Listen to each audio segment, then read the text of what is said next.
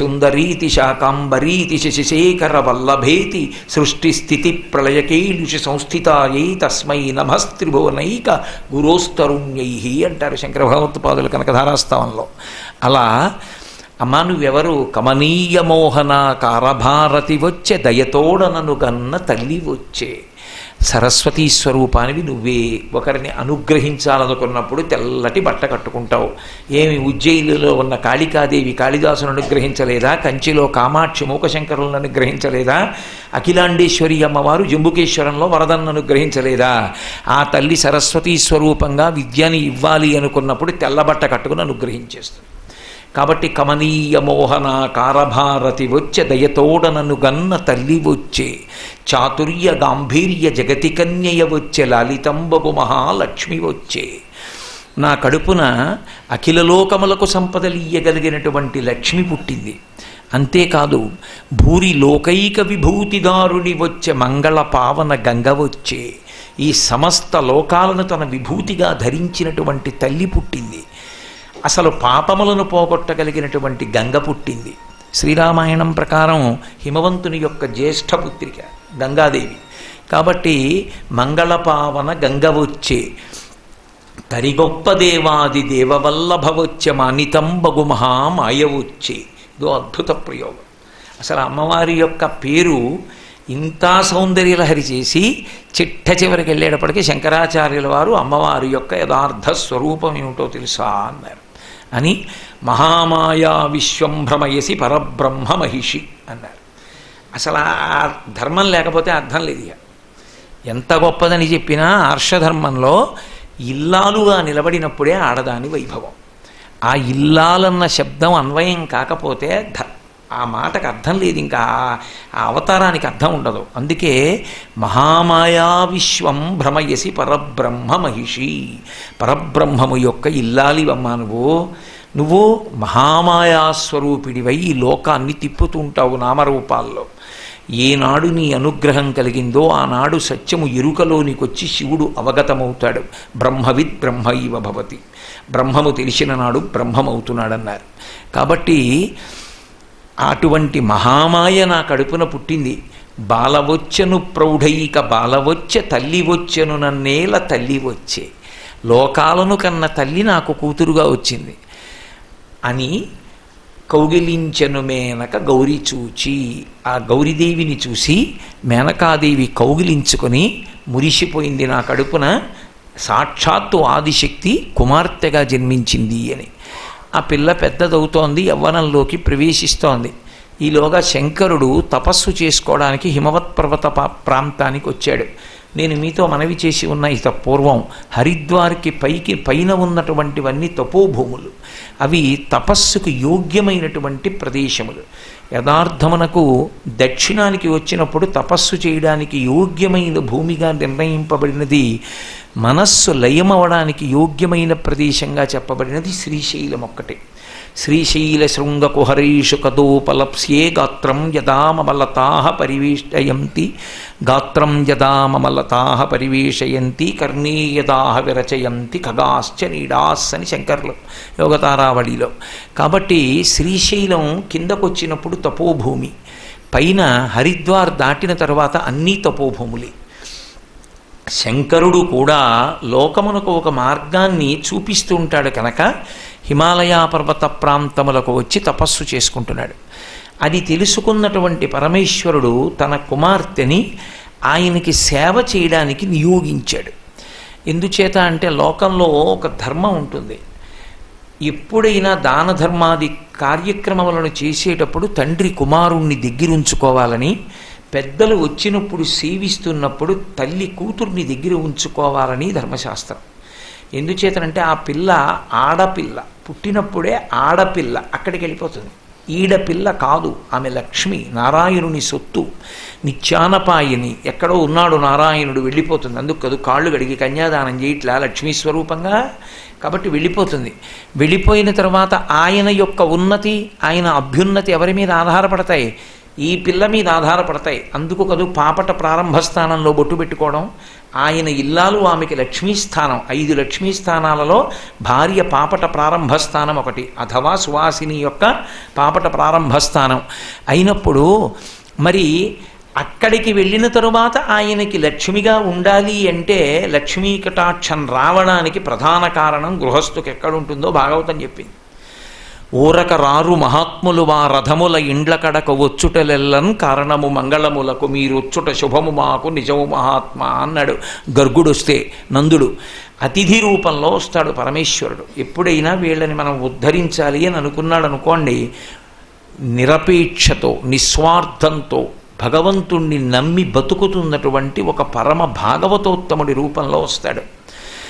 ఆ భాగవతులకు ఇచ్చినటువంటి ఆతిథ్యం చేత వాళ్ళ తృప్తి చూసి పరవశించిపోతాడు. నన్ను నమ్ముకున్నవాడికి నీ మంచినీళ్ళు ఇచ్చావురా, నన్ను నమ్ముకున్నవాడు నీ అరుగు మీద కూర్చున్నాడు, ఇచ్చాను అభ్యున్నతి పొమ్మంటాడు. వచ్చినప్పుడు వదులుకుంటే కలగమంటే కలగదు అదృష్టం. ఇది పురుషుడికి ఎలా చెల్లుతుంది ఆతిథ్యం ఇవ్వడం? ఆయన వండుకోడు. ఏమే ఇవాళ మన ఇంటికి 2 అతిథులు వస్తున్నారు మహాత్ములు, కాస్త వంట చేయి అంటే తప్పకుండా అని అనే ఇల్లాలు ఉంటే కదూ ఆతిథ్యం ఇవ్వడం. అందుకే అతిథి పూజ అన్నదాన్ని ఎవరు నేర్పాలి అంటే భార్య నేర్పాలి. భార్య అంటే యజమాని భార్య, ఆ పిల్ల తల్లి నేర్పాలి. రామాయణంలో సీతమ్మ అదే అంటుంది, పాణిప్రదాన కాళీచ అంటే పాణి ప్రదానం చేసే వరకు మా అమ్మ నాకు నేర్పుతూనే ఉందమ్మా అంది అనసూయమ్మతో అయోధ్యకాండలో. కాబట్టి తల్లి పిల్లకి నేర్పుకోవాలి. అది ధర్మశాస్త్రం. పురాణాలు ఉత్తిన ఏదో కాలక్షేపానికి వినడానికి రావు, జీవితాలు దిద్దుకోవడానికి వస్తాయి. కాబట్టి కూతుర్ని మహాత్ముల యొక్క సేవయందు వినియోగిస్తే ఆ వినియోగించినటువంటి కారణం చేత మహాత్ములను సేవించినటువంటి ఫలితంగా ఉత్తముడైనటువంటి భర్త వస్తాడు. ఎందుకంటే మీరు ఎప్పుడైనా స్త్రీలకు సంబంధించినటువంటి వ్రతములను చూస్తే మీకు ఒక విషయం కనపడుతుంది ధర్మశాస్త్రంలో. వాళ్ళ జీవితంలో చేసే నోములు వ్రతాలు గీత గీసి 2గా ఉంటాయి, వివాహపూర్వము వివాహానంతరము. వివాహపూర్వం చేసే ప్రతి నోము ప్రతి వ్రతం మంచి భర్త కోసం, వివాహానంతరం భర్త సుఖం కోసం, అత్తింటి సుఖం కోసం, పుట్టింటి సుఖం కోసం. తన సుఖం వేరే ఉండదు, వీళ్ళ సుఖం వాళ్ళ సుఖం తన సుఖం అలా భావించగలిగిన విశాల హృదయము ఆడదాని ఎందున్నది. కాబట్టే పతివ్రతలైన ఆడవారి వలన నెలకి 3 వానలలో 1 వాన పడుతోంది అని చెప్పింది. అది ఈ దేశం యొక్క గొప్పతనం. భర్త అంటే అంత గౌరవం, అత్తిల్లు అంటే అంత గౌరవం, పుట్టిల్లు అంటే అంత ప్రేమ ఈ జాతి సొత్తు. అందుకే ఇవాళ పెళ్లి చేసుకోవడం రేపు విడిచిపెట్టడం అలా ఉండదు. కష్టమైన నిష్ఠూరమైన ఎంత బాధ ఉన్నా భర్తకి శాంతి స్థానమై భార్య నిలబడుతుంది. అంత ఉత్కృష్టమైన స్థానాన్ని శాస్త్రం ఆడదానికి కల్పించింది వాంగ్మయంలో. కనుక ఆమె అభ్యున్నతి దేని మీద ఆధారపడింది? ఆమె మంచి వాళ్ళ సేవ చేయడంలో, మంచి మాటలు వినడంలో ఉంది. భాగవతంలో రుక్మిణీ కళ్యాణ ఘట్టంలో రుక్మిణీదేవికి కృష్ణుని యందు అనురక్తి ఎందుకు కలిగింది అంటే భీష్మకుని ఇంటికి వచ్చిన భాగవతులు చెప్పినటువంటి కృష్ణ విశేషములను వినడం చేత ఆమెకి కృష్ణుని యందు అనురక్తి కలిగింది అని చెప్పారు పోతన గారు. కాబట్టి తాను అలా వినియోగించకపోతే మహాత్ముల సేవ చెయ్యని నాడు ఆమెకు ఉత్తముడైన భర్త ఎక్కడి నుంచి వస్తాడు? లౌకికమైన మర్యాద ఒకటి నేర్పవలసి ఉంటుంది. అవతారమూర్తులైన పార్వతీ పరమేశ్వరుల యందు కూడా వాళ్లే చెప్పని నాడు ధర్మం లోకానికి ఎలా తెలుస్తుంది? అందుకే హిమవంతుడు పార్వతీదేవిని పరమశివుని యొక్క సేవకి వినియోగించాడు. ఆమె సేవ చేస్తోంది. ఈలోగా దేవతలకు ఒక తొందరపాటు కలిగేది. వాళ్ళది ఒక్కొక్కసారి దేవతలకు వచ్చేటటువంటి ఆలోచనలు మనకొచ్చేటటువంటి ఆలోచనల కన్నా ప్రమాదభరితంగా ఉంటాయి. దానికి అంతటికీ కారణం ఏమిటి అంటే వాల్మీకి మహర్షి మాటల్లో చెప్పాలంటే మహోత్సాహం అంటారు. అత్యుత్సాహం వచ్చేస్తే అక్కర్లేని ఆలోచనలు వచ్చేస్తాయి. కుమార సంభవంలో అదే ప్రమాదం వచ్చి పడిపోయింది. వాళ్ళిద్దరికీ పుట్టే భూతం ఎంతటి మహద్భూతం అవుతుందో అని నీ తేజస్సు నీ ఎందుంచుకో అన్నారు వెళ్ళి. అదే ప్రమాదం తీసుకొచ్చింది. అలా వాళ్ళిద్దరూ కళ్యాణం అవ్వకపోతే, వాళ్ళిద్దరికీ బిడ్డడు జన్మించకపోతే తారకాసురుడి వలన మనకి బాధలు తీరవు. అందుకని వాళ్ళిద్దరికీ తొందరగా కళ్యాణం అయిపోవాలి. వాళ్ళిద్దరూ క్రీడించాలి. వాళ్ళకు కొడుకు పుట్టాలి. పుడితే ఆ కొడుకు దేవసైన్యానికి అంతటికీ ఆధ్యక్షం వహిస్తే, ఒక అస్త్రం వేస్తే తారకాసుర సంహారం అవుతుంది. తారకాసుర సంహారం అయితే మనం సంతోషంగా ఉంటాం. ఈ కారణం చేత దేవతలందరూ కలిసి ఇంద్రుడి దగ్గరికి వెళ్ళారు. ఇంద్రుడు మన్మధుణ్ణి పిలిపించాడు. పిలిపించి, ఏమయ్యో నువ్వు దేవతలకి ఉపకారం చెయ్యవలసినటువంటి సమయం ఆసన్నమైంది, ఏం చెయ్యాలి? పురహరునకు అద్రిజకును బరగన్ ప్రభవించునట్టి బలిజుడు అతనిం పరిమార్చుకాన. అద్రికన్యకకు పురహరుని కూర్చి కీర్తి బడయుము మదన అన్నాడు. ఆ పురహరుడైనటువంటి పరమశివుడికి అద్రికన్య అయినటువంటి పార్వతీదేవికి కళ్యాణం జరిగితే వాళ్ళకి ప్రభవించేటటువంటి కుమారుడి వలన తారకాసుర సంహారం అవుతుంది. తొందరగా పరమశివునికి పార్వతీదేవి యందు అనురక్తి కలిగేటట్టుగా పుష్పబాణములను ప్రయోగించు అన్నాడు. అంటే చాలా చోట్ల మీరు పరిశీలిస్తే ఆయన ఏదో వెంటనే వెళ్ళిపోయాడు, బాణాలు వేసాడు అన్నట్లు అనిపిస్తుంది, కానీ అది యథార్థం కాదు. ఆయన పాపం అలా వెళ్ళలేదు, చెప్పుకున్నాడు ఇంద్రుడితోటి. ఆయన అన్నాడు, పుండరీకాక్షుని పుత్రుండునయ్యుండి ఇభజర్మదరుపైకి ఎట్లు పోదు, పోయిన అద్దేవు భూరి ప్రతాపాగ్ని మెరయంగనా తేజమిందు నిలతు, నిలచిన పరమేశు మూర్తిని కొనుకుని ఎదురి విజృంభించి ఎట్లు ఒత్తు, వచ్చిన మా తండ్రి వావిరి కోపించి ఏ చూచు చూపుచునో అనచు వెరతు, వెరతునయ్య ఎన్ని విధముల చెప్పిన కొలది కాదు నాక గోచరంబు, నిక్కమివ్విధంబు నీయాన దేవేంద్ర మృగకులేశునోర్వ మృగము వశమే అని అడిగాడు ఆయన. పుండరీకాక్షుని పుత్రుండనయ్యుండి ఇభచర్మధరుపైకి ఎట్లు పోదు. విష్ణువు యొక్క కుమారుడు సంప్రదాయంలో మన్మధుడు. నేను విష్ణువు యొక్క కుమారుణ్ణి. విష్ణువు శివుడు అపారమైనటువంటి స్నేహితులు, ఇంకా అంతా ఇంత స్నేహితులు కాదు సామాన్య ధర్మంలో అయితే. అసలు పరమసత్యం చెప్పాలి అంటే ఆయన పార్వతీ స్వరూపిణి, శక్తి స్వరూపం.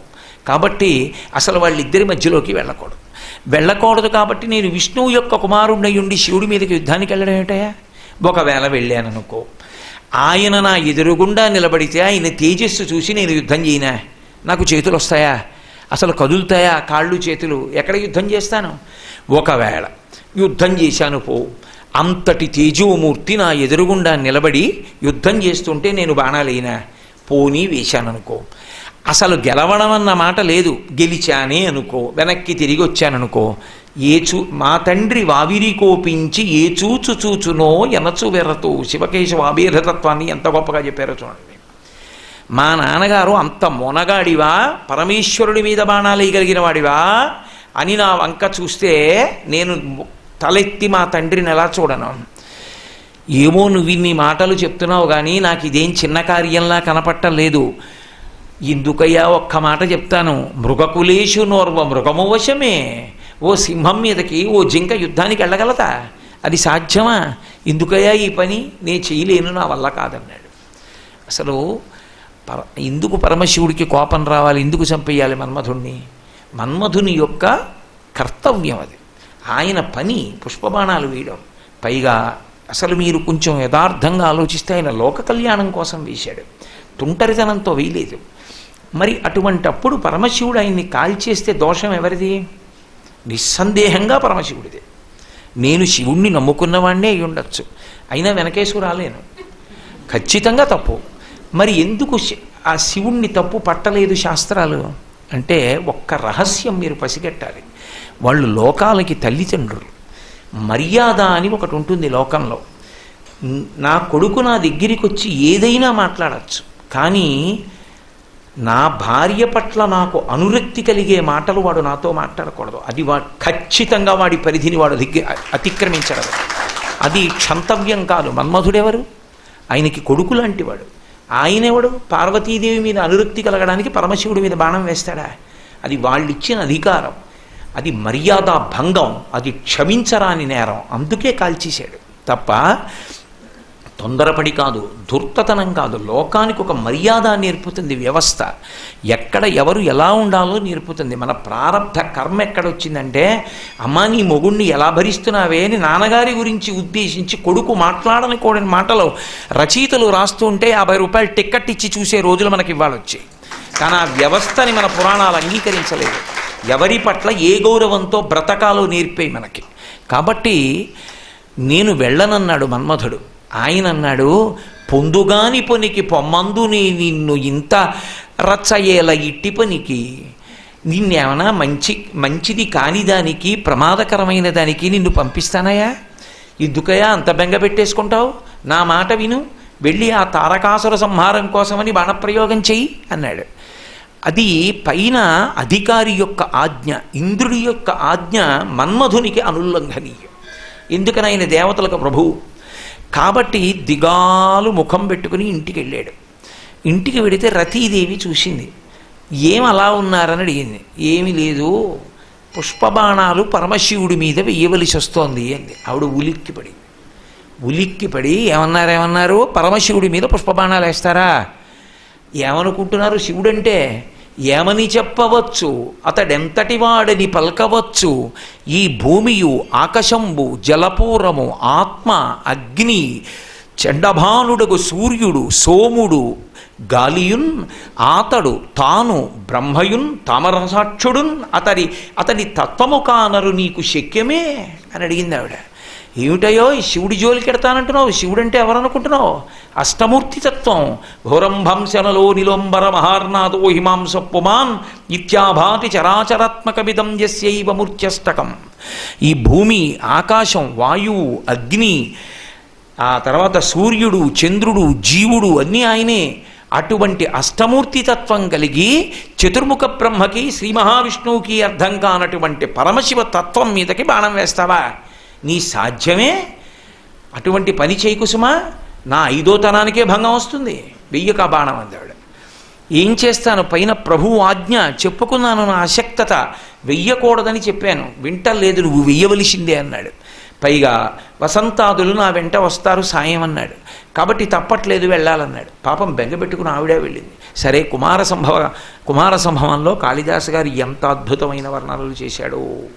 నేను పార్వతీ కళ్యాణ ఘట్టం వరకు మాత్రమే పరిమితం చేసుకుంటున్నాను నా ఉపన్యాసాన్ని. ఆయన వచ్చి పార్వతీదేవి పరమశివునకు కొంచెం దగ్గరగా ఉండి సేవ చేస్తున్న సమయాన్ని చూసి దాన్ని తన బాణప్రయోగానికి రావలసినటువంటి కార్యానికి ఫలితానికి అనువైనటువంటి అవకాశంగా సమయంగా భావించి మొదటి బాణాన్ని విడిచిపెట్టాడు. వెళ్ళి పరమేశ్వరుడికి తగిలింది. మనోవికారము లేని పరమేశ్వరుడు గుర్తించాడు, నా మీద బాణప్రయోగం జరిగింది అని. ఎందుకు కలిగింది ఇటువంటి వికారం అని తేరిపారి చూశాడు. ఎదురుగుండా మన్మథుడు కనబడ్డాడు. అంతే, 3వ కన్ను తెరిచాడు. భుగభుగమను పెనుమంటలు భగభగమని మండనంత బ్రహ్మాండంబుల్ దిగులు దిగుదిగులు దిగులు దిగులన తెగిమరుపై చిచ్చు కన్ను దేవుడు విచ్చెన్. ఆ మొత్తం బ్రహ్మాండములన్నీ కూడా దిగులు పొందేటట్టుగా భుగభుగమను పెనుమంటలు భగభగమని మండనంత బ్రహ్మాండంబుల్ దిగుదిగులు దిగులు దిగులన అందరూ దిగులు పొందేటట్టుగా ఆయన 3వ కన్ను విప్పాడు. 3వ కంటిలోంచి వచ్చినటువంటి అగ్నిజ్వాల మన్మధుణ్ణి దహించింది. భస్మరాశి కింద పడిపోయాడు. చిత్రం ఏమిటంటే, ఇప్పటి వరకు నేనున్నాను, నీ వెనకాల ఏం పర్వాలేదన్న వాళ్ళెవ్వరూ అక్కడ లేరు. ఉత్తర క్షణంలో వెళ్ళిపోయారు. ఇది మీకు తెంపరితనంతో ఉన్న వాళ్ళ మాటలు వింటే ఎప్పుడైనా ఏం జరుగుతుంది అనేటటువంటి దాన్ని పురాణాలు చెప్తూనే ఉంటాయి. చెప్పేటటువంటి వాడు ప్రాజ్ఞుడు, వెన్నంటి వచ్చేవాడు కానివాడు అయినప్పుడు వాడి మాటలు నమ్ముకుని తెగువకు పోరాదు. జరాసంధుడి మాటలు నమ్మి శిశుపాలుడు రుక్మిణీదేవిని పెళ్లి చేసుకోవడానికి వెళ్ళినట్టు ఉంటుంది. అంతా ఓడిపోయిన తర్వాత తిరిగి వస్తే, ఎంత అదృష్టవంతుడవయ్యా, బతికావు కాబట్టి ఇంకోసారి ఇంకో పిల్ల దొరుకుతుంది, అసలు చచ్చిపోతే కృష్ణుడి చేతిలో పెళ్ళేమిటి, అదృష్టవంతుడు అన్నాడు. అదిగో అలాగే ఉంటుంది. అందుకని అందరూ వెళ్ళిపోయారు. పాపం రతీదేవి అక్కడ పడి ఏడిచింది. రారే ఏడుపు మాన్పరే మధురిపున్ రప్పింపరే కావరే పోరే కుయ్యెరిగింపరే సిరికినా పుణ్యంబు విన్పింపరే తేరే దేవరవేడినా పెనిమిటిం దీర్ఘాయుషోపేతుగా ఈరే మంగళసూత్ర బంధనము మీకెంతేని పుణ్యంబగున్ అని ఒక పతివ్రత తన భర్త యొక్క శరీరం కోసం, ఆ 5వ తనం కోసం ఎంత ఆర్తి చెందుతుందో ఆవిష్కరించారు.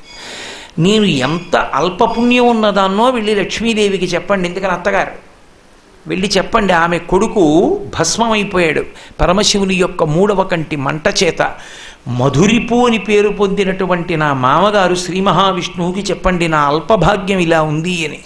వెళ్ళి తీసుకురండి.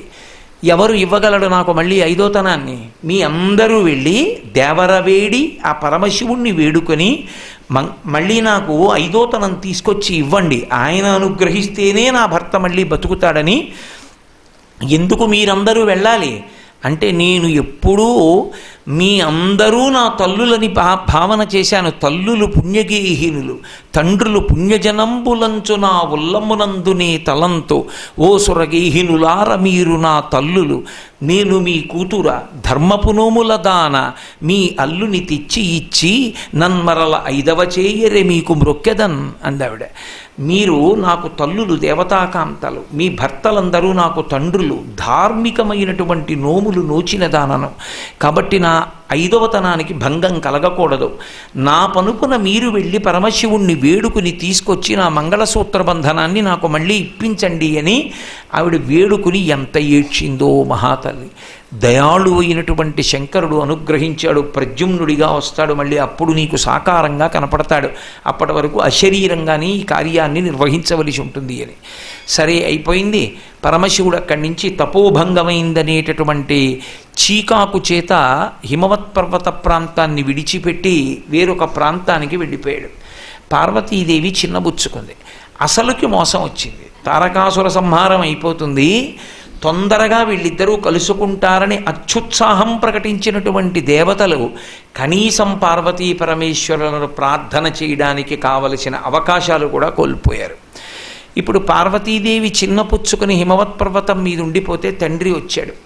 అంతన్కొండలరాజు నెమ్మనములో ఆవర్తనాలించి వే సంతాపంబున చిన్నవోయి చని సర్వేశ్వరుంగానక అత్యం తాందోళ విచారయైన తనయం తావేక గుంపోయే.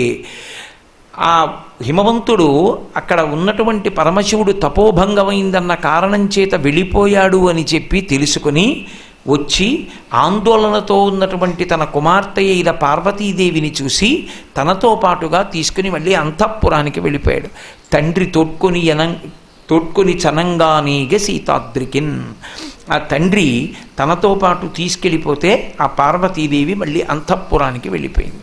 పరమశివుడు తపస్సుకి వెళ్ళిపోయాడు. ఇప్పుడు మళ్ళీ కుమారజననం లేదు, తారకాసుర సంహారం లేదు, దేవతల అత్యుత్సాహం ఇంత ప్రమాదాన్ని తీసుకొచ్చింది. నిజానికి అక్కడొక్కదాంతో పోలేదు.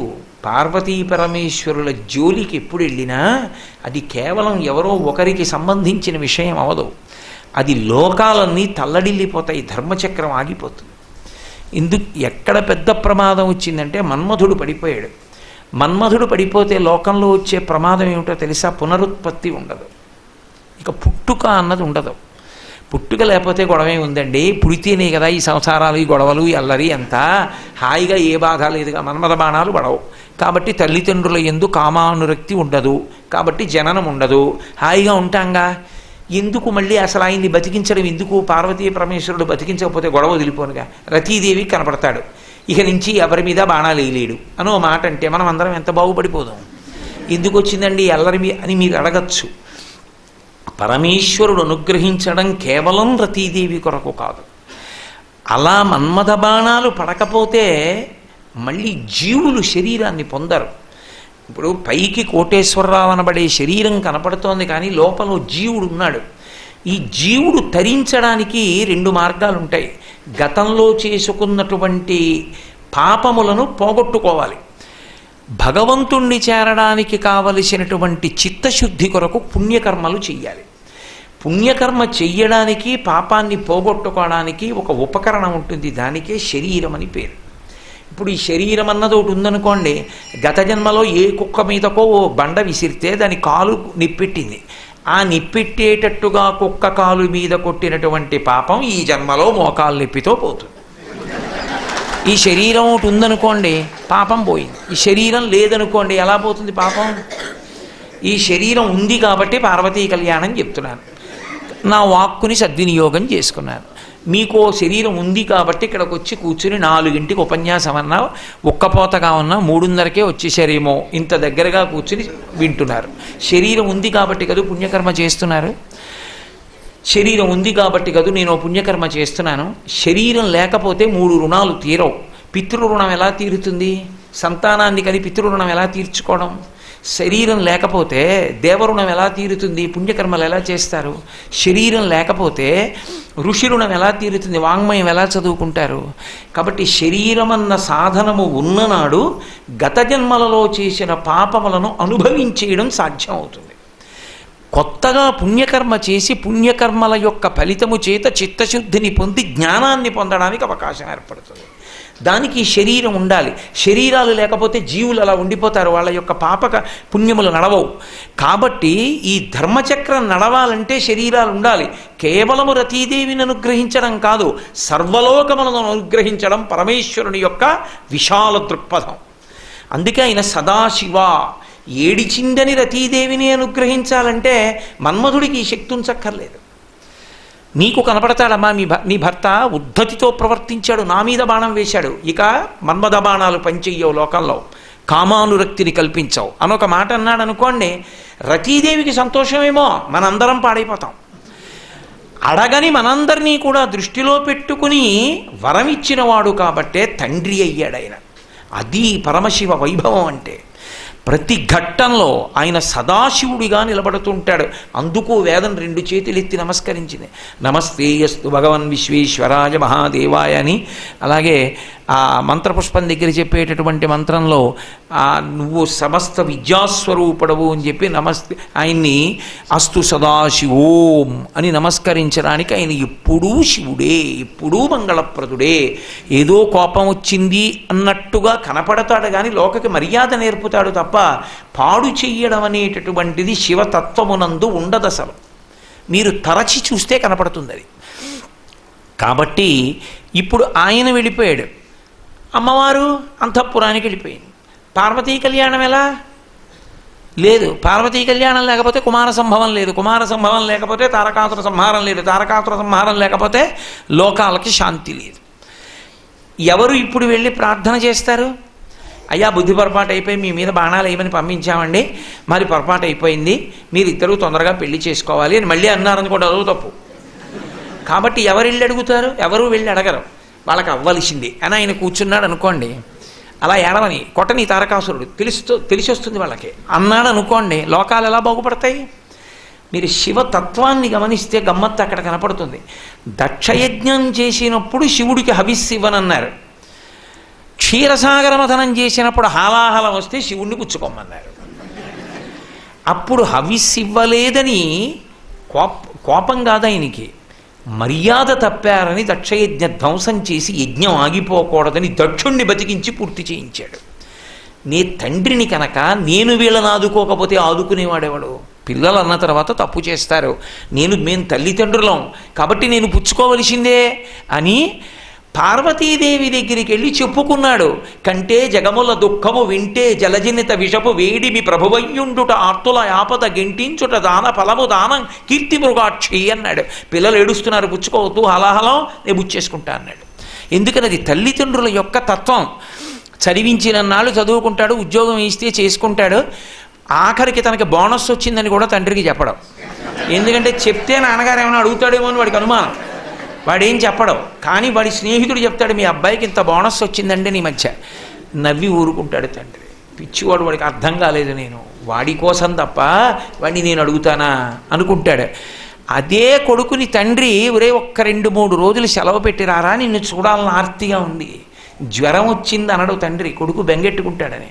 ఒక్కసారి రారా అంటాడు. నాన్నగారు ఈ మధ్యనే ప్రమోషన్ వచ్చింది, ప్రొబేషన్లో ఉన్నా, ఒక్క 6 నెలలు పోయాక వస్తానండి అంటాడు.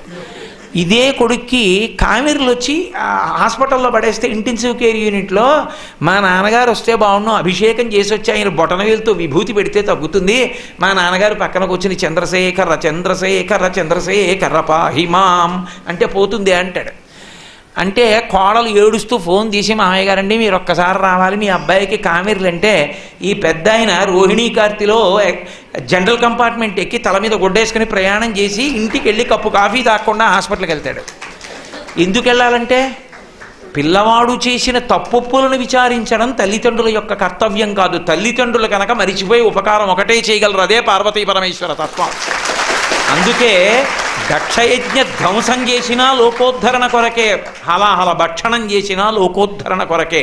నాకు ఇది కావాలని అడిగేవారు కానే కాదు.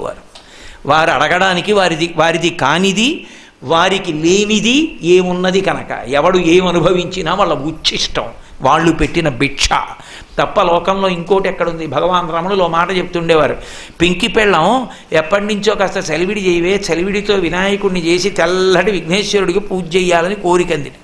ఆవిడ చేస్తుందా? చేయదు. ఎప్పుడో ఏం బుద్ధి కలిగిందో పాపం ఇంత చలివిడి చేసి ఇచ్చింది, చేసుకోవాలి. ఆయన సంతోషంగా చలివిడితో వినాయకుడు బొమ్మ చేసేసుకుని పూజ అంతా చేసేశాడు, ఎన్నాళ్ళకి చేసి ఇచ్చిందని. తీరా నైవేద్యం దగ్గరికి వచ్చేటప్పటికి చలివిడి లేదు, ఇంత ముద్ద పక్కన పెట్టుకోలేదు. గణపతి ఏమనుకోకన ఆయన బొజ్జగిల్లి మళ్ళీ నొక్కేసి ఈ చలివిడి నైవేద్యం పెట్టాడు. చలివిడి గణపతి బొజ్జగిల్లి ఆ చలివిడి మళ్ళీ ఆ విఘ్నేశ్వరుడికి నైవేద్యం పెట్టినట్టు పరమేశ్వరుడు ఇచ్చింది పరమేశ్వరుడికి ఇవ్వడం తప్ప కొత్తగా ఇవ్వడానికి మన దగ్గరే ఉంది కనుక. ఏమైనా అంటూ ఉంటే నాది నేను అనే మనస్సు ఒక్కటే ఉంది. కమర్థం దాస్యేహం భవతు భవదర్థం మమ మనః అంటారు శంకరాచార్యులు వారు శివానంద లహరిలో. ఇవ్వడానికి నా దగ్గరే ఉంది, అసలు పుచ్చుకోవడానికి నీకు లేనిదే ఉంది.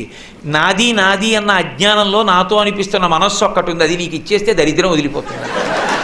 కాబట్టి భగవంతుడికి ఇవ్వడానికి మన దగ్గర ఏముంటుంది? ఆయన మహానుభావుడు, ఆయన పెట్టినది మనం తింటున్నామన్న కృతజ్ఞత భావం చాలా ఆయన పొంగిపోవడానికి.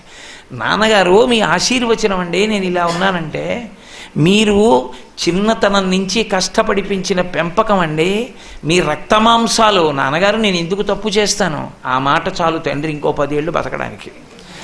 బీరువా తీస్తున్న కొడుకు తండ్రి స్నానానికి వస్తుంటే వేసేసాడు అనుకోండి, చాలు 5 ఏళ్లలో చచ్చిపోవడానికి. కాదు, భగవంతుడిని ఆయన కారుణ్యమని నమ్మి బతికితే చాలు. లేనినాడు పరమేశ్వరుడు కుపితుడవుతాడు. ఆయన చెప్పినట్లు బ్రతకడం మానేసి ఆయనకి ఎంత పెద్ద అంచు పంచె పట్టుకొచ్చిస్తే మురిసిపోతాడు? అక్కర్లేదు ఆయనకి. కాబట్టి అది శివతత్వం, అది పార్వతీదేవి తత్వం. కాబట్టి ఇప్పుడు వీళ్ళు ఏ ముఖం పెట్టుకుని వెళ్ళి మళ్ళీ అడుగుతారు? అడగక ఊరుకున్నారు. అడగక ఊరుకున్నారని ఆయన చూస్తూ ఊరుకుంటాడా? ఆయన ఊరుకోలేడు. అలాగని మరి పార్వతీ కళ్యాణం ఎలా జరుగుతుంది? ఇప్పుడు ఈయనే వెళ్ళి అడగడం ఎలా సంభవం అవుతుంది? అందుకని ఆయన కర్మ సోది చెప్పేదాని వేషం కట్టాడు.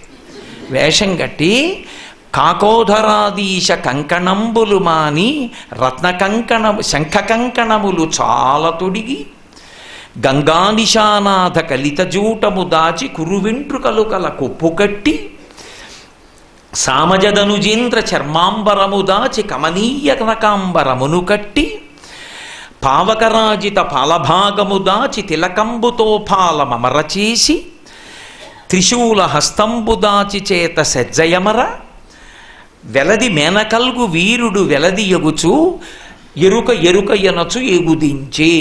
ఆయన మహానుభావుడు ఎప్పుడూ కూడా కాకోధరాదీశ కంకణంబులు మాని.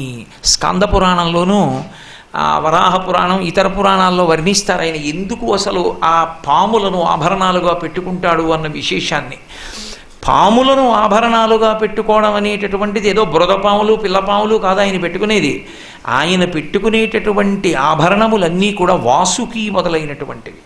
ఒకానొకప్పుడు ఆదిశేషుడు పతంజలిగా వచ్చి నేను ఏమీ చెయ్యలేకపోతున్నాను ఈయన తాండవం చేస్తుంటేనని వెళ్ళి అందయ్యి ఆయన పాదములకు చుట్టుకున్నాడు. ఆయన నర్తిస్తుంటే కనీసం ఆయన పాదములకు అందెగా ఉంటానని. ఏ ఆదిశేషుడు? సమస్త భూమిని తన పడగల మీద మోసే ఆదిశేషుడు ఆయన పాదములకు అందే. ఆయనని సేవించడానికి ఆయన అనుగ్రహాన్ని పొందడానికి చేరారు. ఒక్కొక్క పాము ఒక్కొక్క ఆభరణంగా ఎందుకు మారిందో వింటే అవి స్థల పురాణాలు అయ్యాయి కుక్షి క్షేత్రానికి వాటికి. అంతటి మహానుభావుడైన మృత్యుంజయుడు అందుకు పెట్టుకున్నాడు ఆభరణాలు. అటువంటి వాడు ఆ ఆభరణాల్ని తీసేసి శంఖాలతో చేసినటువంటి గాజులు మొదలైనవన్నీ వేసుకున్నాడు. ఎప్పుడో గజాసురుడు కోడుకున్నాడు, వాసన రాకుండా చక్కగా ఎప్పుడూ ఎలా నెత్తురోడుతూ ఒలిచినప్పుడుందో నా చర్మం అలాగే ఉండాలి నువ్వు కట్టుకున్నప్పుడని కృత్తివాసేశ్వరుడై ఆ ఏనుగు చర్మాన్ని కట్టుకుంటాడు. కాశీలో వరమిచ్చాడు కనుక ఆ చర్మం పక్కన పెట్టి ఓ ఎర్రటి పట్టుపంచ కట్టుకున్నాడు. మూడవ కన్ను ఆయనకి బొట్టులా ఉంటుంది. మూడవ కన్ను దాచేసి సోది పెట్టుకునే వాళ్ళు పెట్టుకునే బొట్టు ఏదో కస్తూరి తిలకంచి తెందు విలసత్ ప్రోద్భాసి పాలస్థలీం అన్నట్టు ఉండదు. ఇంత పెద్ద కుంకం బొట్టు పెట్టుకుంటారు. అంత పెద్ద కుంకం బొట్టు ఒకటి పెట్టుకున్నాడు. పెట్టుకుని ఆ త్రిశూలం చేతిలో ఉండేటటువంటి చేతిలో త్రిశూల హస్తాన్ని పక్కన పెట్టి ఓ పూల సజ్జ ఒకటి పట్టుకున్నాడు. పెట్టుకుని వెలది మేనకల్గు వీరుడు వామార్ధ భాగమునందు పార్వతీదేవి ఉంటుంది. అటువంటి వాడు ఎరుక ఎరుక ఎనచు ఏగుదించే ఎరుకల సాని వేషం కట్టి హిమవంతుని యొక్క ఇంటికి వచ్చాడు. ఆ హిమవంతుడు మేనకాదేవి పార్వతీదేవి కూర్చుని వింటున్నారు. వింటూ సోది చెప్పే వాళ్ళని ఎప్పుడు పిలుస్తూ ఉంటారంటే, ఇప్పుడంటే పోయింది, మా చిన్నతనంలో ఉండేది. ఇంట్లో ఏదైనా ఉపద్రవం ఏర్పడితే వాళ్ళని పిలిచి భూత భవిష్యత్ వర్తమాన కాలాలు ఒకసారి చెప్పిస్తూ ఉంటారు. ఈ సోది చెప్పేటటువంటి రూపాన్ని పొందడం శివుడే కాదు, విష్ణువు కూడా పొందారు. పద్మావతి కళ్యాణంలో ఆయన కూడా సోది చెప్పాడు. ఆయన కూడా సోది చెప్పి పద్మావతి కళ్యాణం చేసుకున్నారు. కాబట్టి పరమశివుడు కూడా సోది చెప్పేటటువంటి వనిత వేషం వేశాడు. వేసి అంతఃపురానికి వెళ్ళి ఆ పార్వతీదేవిని కూర్చోబెట్టుకుని, ఏమిటి ఆ పరమశివుడు అకస్మాత్తుగా వెళ్ళిపోయాడు, ఆయన తపోభంగానికి మా అమ్మాయి కారణమైంది, మన్మధుడు బాణం వేయడం ఏమిటి, పాపం మనసు కుంది ఉన్నారు ఆ దంపతులు. కూర్చోబెట్టుకుని సోది చెప్పించుకున్నారు. ఆయన అన్నాడు, ఏమీ తెలియని వాళ్ళ కువలయలోచన కొన్ని దినంబులు కొండలరాజింట నుండగలదు ఉండి వనంబునకు నువిదితో కూడి వనంబునకేగి పెద్ద కాలంబు తపంబు చెయ్యగలదు. తపమర్ధి చేసిన తరలాక్షి నిన్ను గూర్చి మీనాంక వైరియు మెచ్చగలడు. మిచ్చి మీ తండ్రి ఇంటను నిన్ను గూర్చి వివాహంబు ఆడగలడు. శివుని అర్ధాంగలక్ష్మివై సకల భువన రాజ్య సంపదల నొంది 6 ముఖముల కలవాని తల్లివై మోదమననుండగలవు ఓ ధవళ నేత్ర. కువలయలోచన కొన్ని దినంబులు కొండల రాజింట నుండగలవు. కొన్నాళ్ళు ఈ అంతఃపురంలో ఉంటావు, హిమవంతుని యొక్క అంతఃపురంలో. తర్వాత నీ చిలికెత్తెలతో కూడి వనానికి వెళ్ళిపోతావు. వెళ్ళిపోయి వనంబునకు నీగి శివునకై తపమర్ధి చెయ్యగలవు. పరమశివుడి కోసమని చెప్పి గొప్ప తపస్సు చేస్తావు. తపమర్ధి చేసిన తరలాక్షిని గూర్చి మీనాంక వైరియు మెచ్చగలడు. తపం చేసినటువంటి నిన్ను చూసి పరమశివుడు మెచ్చుకుంటాడు. మెచ్చుకొని మిచ్చి సంభావించి మీ తండ్రి ఇంటను నిన్ను వివాహంబు ఆడగలడు. కన్యాదాత ఇంటికొచ్చి పరమేశ్వరుడే నిన్ను కళ్యాణం చేసుకుంటాడు. అంత గొప్ప స్థితిని పొంది సకల భువన రాజ్య లక్ష్మివై అన్ని భువనములకు అధినేత్రివై 6 ముఖములు ఉన్నవాడికి తల్లివై పరమ సంతోషంతో ఉంటావమ్మా అని చెప్పి పరమశివుడే ఎరుకల సానివేశంలో వచ్చి ఎరుక చెప్పాడు. పార్వతీదేవి ఆ వాక్కుని ఆధారం చేసుకుని తపస్సుకి వెళ్ళిపోతానని.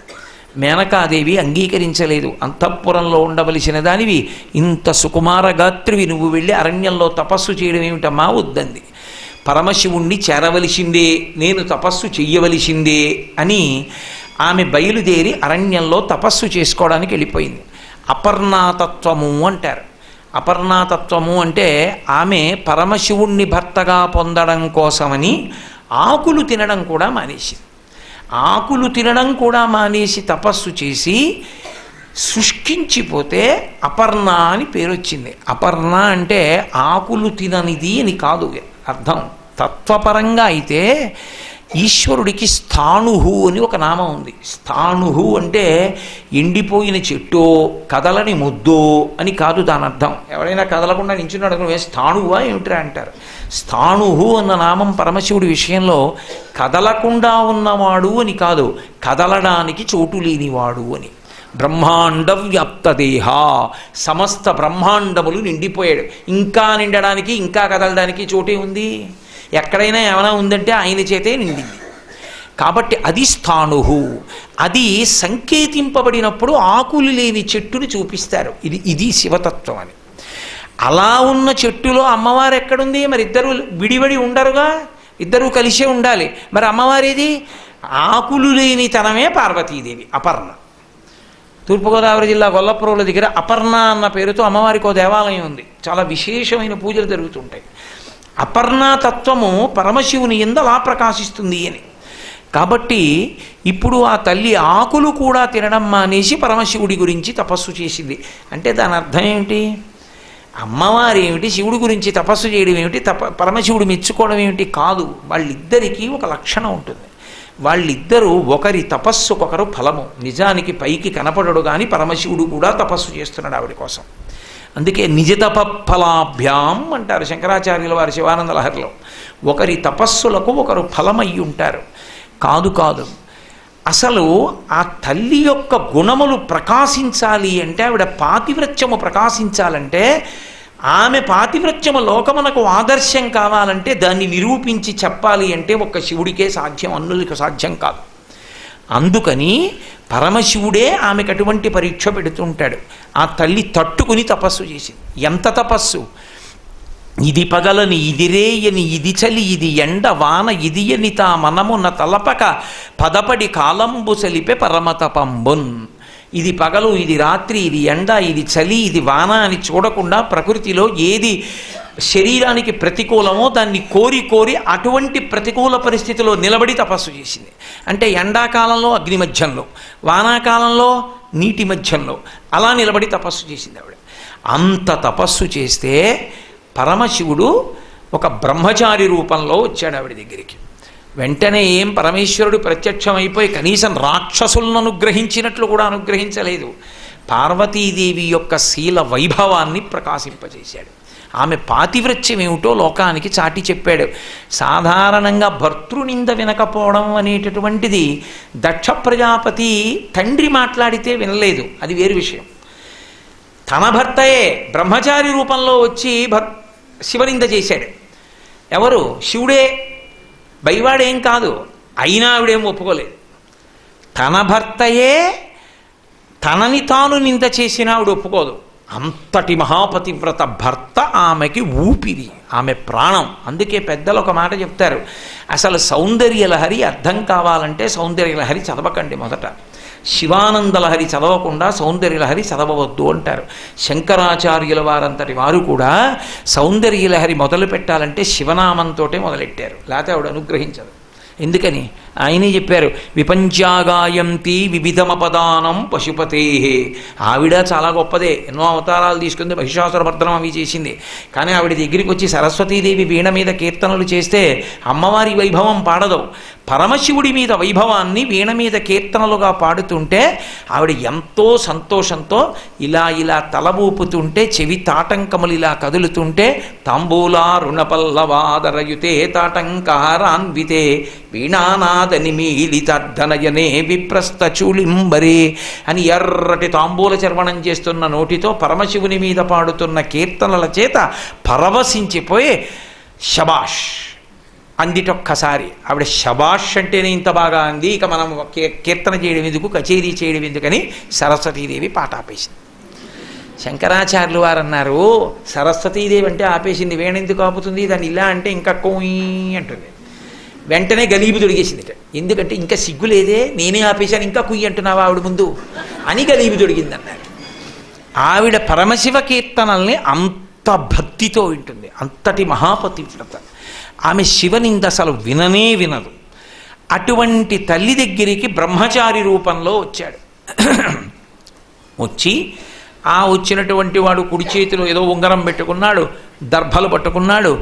ఆ మొలనున్న ధవళంపు ముద్దుపేలికతోడ ఇమ్మైన కృష్ణాజి నమ్ముతోడ విలుపల పెట్టిన వెలిజన్నిదముతోడ రమ్యభస్మ త్రిపుండ్రములతోడ ఆ చిన్న కూకటి జుత్తుతోడ మేధావి బొట్టుతోడ అక్షమాలికతోడ ఇవన్నీ పట్టుకుని ఏమీ తెలియని వాళ్ళ ఎడమ కేల తనదు పొడుగైన దండంబు వ్రేల ఉంగరంబును దర్భయును ధరించి గొడుగు పట్టి వడుగు కుర్రడైచను దించె సూలి మంచుకొండ చూలి కడకు.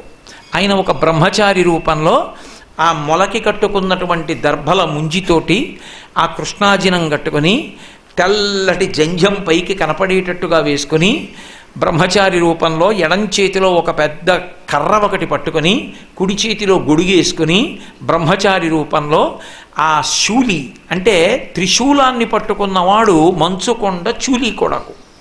మంచుకొండ యొక్క కుమార్తె అయినటువంటి పార్వతీదేవి దగ్గరికి పరమశివుడు బ్రహ్మచారి రూపంలో వచ్చాడు.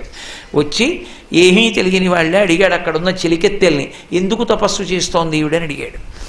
పరమశివుడి గురించి తపస్సు చేస్తోంది. ఏమిటి వీడి కోరిక, ఎందుకు పరమశివుడని అడిగాడు. పరమశివుడిని భర్తగా పొందాలనుకుంటాడు.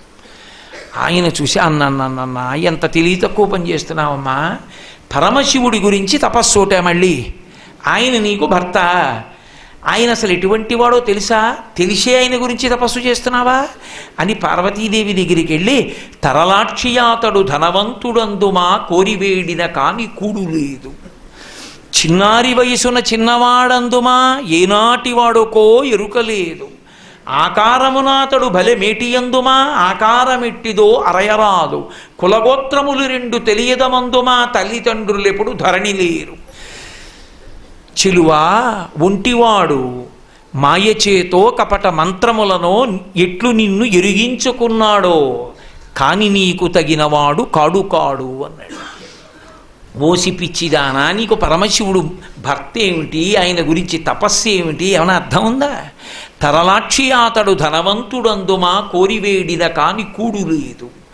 నువ్వు చూస్తే ఆగర్భ శ్రీమంతురాలివి, ఆయనో తినడానికి తిండి లేక బ్రహ్మకపాలం చేతిలో పట్టుకుని కనీసం పట్టుకోవడానికి ఓ గిన్నె లేక పుర్రె ఒకటి పట్టుకుని అందరిళ్ళ దగ్గరికి వెళ్ళి భవతి భిక్షాం దేహి అంటుంటాడు. ఆయనతో నీకు పెళ్ళి ఏమిటమ్మా? ఆయన బిచ్చగాడిని పెళ్లి చేసుకుందాం లోకల్లో ఏకాంతైన తపస్సు చేస్తుందా? ఆయనతో పెళ్ళి ఏమిటి అంటే, నేను ఇలా అంటే శివుడు అలాంటి వాడని మీరు అనుకునేరు. ఆయన ఏం అటువంటి వాడు కాడు. బ్రహ్మకపాలం ఆయన ఎందుకు పట్టుకుంటాడు, బ్రహ్మకపాలం మెళ్ళో ఎందుకు వేసుకుంటాడో శంకరాచార్యులు వారు చెప్పారు. బ్రహ్మమస్తకావలి నిబద్ధతే నమశివాయ అన్నారు. అందరికన్నా ముందు బ్రహ్మగారిని సృష్టించి వేదాలు ఇచ్చి సృష్టి చేయవయా అన్నారు. లోకాలకి పెద్దవాడు, మొట్టమొదటి సృష్టి చేశాడు కాబట్టి. ఆ బ్రహ్మగారి శరీరం కూడా పడిపోతే, ఆ పుర్రె కూడా రుద్రభూమిలో పడిపోతే బాగుండదు, పాపం మొదట పుట్టినవాడు, నేనే పుట్టించి వేదం ఇచ్చి లోకాలని సృష్టించమన్నాను, ఈ పుర్రె కూడా ఇలా పడిపోవడం ఏంటనో తడప తీసి గుచ్చి మెళ్ళో వేసుకున్నాడు. ఇలా వేసుకుంటే ఆ బ్రహ్మల కపాల మాల ఓ పెద్ద మాల అయిపోయింది. ఆయన అలాగే ఉన్నాడు. అంటే కాలాతీతుడు అని చెప్పడానికి. ఆయన ఏం చేతకాని వాడే ఈ బ్రహ్మకపాలం పుచ్చుకోడు. ఓరి పిచ్చాడా, అక్కర్లేనివన్నీ నువ్వు అడుగుతావు, ఈ పుర్రెలోకి నన్ను తెచ్చుకో, ధన్యుడు అయిపోతావు, ఇంకో పుర్రెలోకి నువ్వు వెళ్ళక్కర్లేదు. ఆయన బెచ్చమెత్తడం చేతకాక కాదు. కపాలీశ్వరుడని చెన్నైలో ఇప్పటికీ క్షేత్రం. ఆయన బిచ్చమెత్తడం ఆయనకి చేతకాక కాదు. అన్నం పెట్టేతనం ఆడదాని దగ్గర ఉంటే ఆర్తి వినపడుతుంది. భార్యాభర్త మాట్లాడుకుంటున్నారు అనుకోండి, ఎక్కడైనా పిల్లాడు కుయ్ అన్నాడు అనుకోండి, ఈయన మాట్లాడుతూనే ఉంటాడు. ఆవిడ ఉండండి ఎక్కడో పిల్లాడు అరుస్తున్నట్టున్నాడు, నీ మొహం ఎప్పుడు అలాగే అంటా ఉంటాడు. నిజమే, వాడు అరుస్తాడు, పరిగెడుతుంది తల్లికి వినపడుతుంది పిల్లాడి ఆకలి కేక. అందుకనే అమ్మకి అన్నపూర్ణాత్వం ఇచ్చాడు. ఇచ్చి నువ్వు అన్నం పెట్టి అన్నాడు. ఆడది అన్నం పెడితే మనం వెళ్ళి అడగడం ఏమిటని మగమహారాజులు సిగ్గుపడతారేమోనని ఇంతటి సార్వభౌముణ్ణి నేనే వెళ్ళి అడుగుతున్నాను, మీకేం సిగ్గు వెనకరండి అని చెప్పడానికి తాను ముందడిగాడు తప్ప చేతకాని వాడై అడగలేదు. అన్నపూర్ణి తత్వం మీద మీరు పరిశీలనం చేస్తే శివుడి త్యాగం ఏమిటో మీకు అర్థమవుతుంది. కాబట్టి తరలాక్షి అతడు ధనవంతుడందుమా కోరివేడిన కాని కూడు లేదు, చిన్నారి వయసున్న చిన్నవాడందుమా ఏనాటి వాడొకో ఎరుకలేదు. పెళ్లి కొడుకుని ఇంటికి తెచ్చుకునేటప్పుడు వాడి వయస్సు ఎంత అని అడుగుతారు. చక్కగా యవ్వనంలో ఉన్నాడు, మంచి కుర్రాడు అనుకుంటే పిల్లనిస్తారు. అసలు పరమశివుడికి వయస్సు ఎంత తెలుసున్నవాడు ఎవరు? అందరికన్నా ముందు పుట్టినవాడు ఆయన. పుట్టినవాడేమిటి, ఉన్నవాడు ఆయన. అన్నీ వెళ్ళిపోయిన తర్వాత అన్నీ తనలోకి తీసుకుని ఉండిపోయేవాడు ఆయన. ఇంకా ఆయనకి వయస్సు ఏమిటి?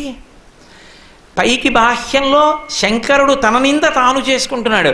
చిన్నారులలోన చిన్నవాడందుమా ఏనాటి వాడొకో ఎరుకలేదు, ఆకారమునాతడు భలే మేటియందుమా ఆకారమెట్టిదో అరయరాదు. పోనీ అంత ఎత్తుంటారండి, చాలా బాగుంటారండి అందామా? అసలు ఆయన ఆకారం ఏమిటో లోకంలో తెలిసినవాడు లేడు. 63 లీలామూర్తులు, అరూపరూపి లింగస్వరూపం, అంతటా నిండి నిబిడీకృతం అయిపోయినటువంటి వాడు. ఏదాయన రూపం? అసలు రూపం తెలియని వాడితో పెళ్ళి ఏమిటమ్మా నీకు? పైగా కులగోత్రములు రెండు అరయుధమందుమా తల్లిదండ్రులు ఎప్పుడు ధరణి లేరు. కులం గోత్రం తెలుసుకోవాలా పెళ్ళంటే? కులం గోత్రం తెలుసుకుందామంటే తల్లి తండ్రి ఏది లోకంలో? ఆయనకు పుట్టుకంటూ ఉంటే నువ్వు తల్లి తండ్రి, పుట్టుకేమిటి ఆయనకి?